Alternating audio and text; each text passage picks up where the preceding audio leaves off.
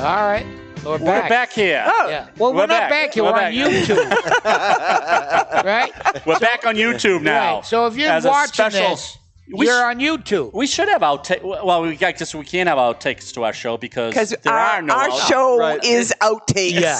The whole show is an outtake. It's a complete outtake. It's an outtake of life. Yes. Yes. Right. So we brought up a very interesting subject at the end, and we just ran out of time. So thanks for coming back on YouTube to find out the answer. Okay. To find out about the answer. So Rick thinks he has the answer. I think I have an you better answer listen carefully. What was the question? The question is how does a buyer, it doesn't have to be a first-time home buyer, any buyer of real estate sometimes get into trouble and might possibly lose their deposit money. Yep. So this is what we got to tell you. 2 minutes, very quickly. Here's our advice. You really got to read the purchase and sale.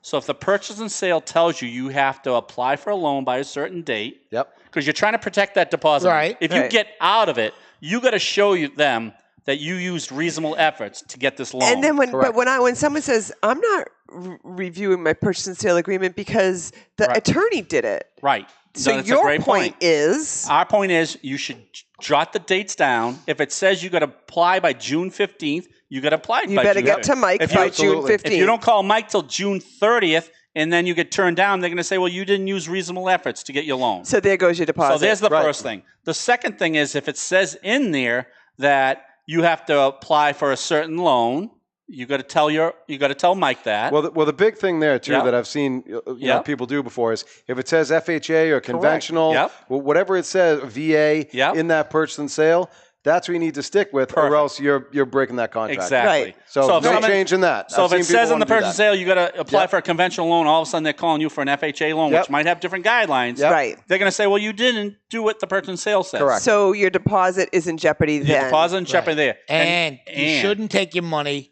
and put it on the 8-horse in the third race at Santa Anita. Right. That's why people came to YouTube to see those last tips. That's right. Exactly. And one other tip, if you got to make sure if it says you got your financing by June 30th. You better have your financing by June 30th. That commitment date's a must. And if you have any conditions on that loan that you might not be able to make, you got to ask for an extension or say you didn't get your full, a purchase and sale should say a firm commitment by that date. And then the other thing is if you're not going to have it by that date, if you ask for an extension before that date, it preserves your deposit. Yes. Correct. But if you let that date go and say, I'll ask them for an extension the day after, your deposit money is in This is the last time we'll give this example, and then we'll move on.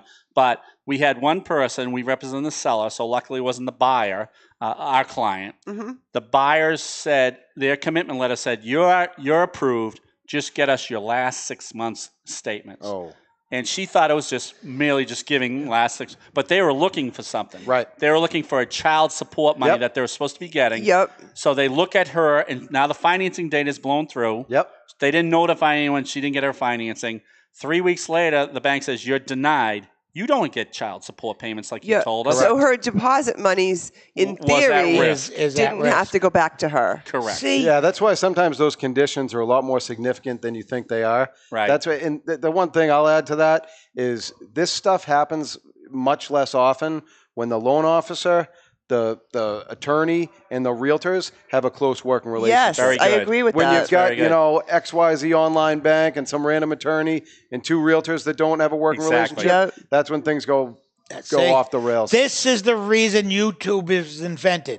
You think it was invented so you could watch people crash on skateboards. But this is the actual reason. It's evolved. It's evolved. So thank you for coming back and visiting us on YouTube. Thank you very much. I think that was good information. Thank you again, Tony V. Kathy Osals, a paralegal extraordinaire. Mike Comerford from Premier Mortgage Thank Lending. you. Thanks for joining us.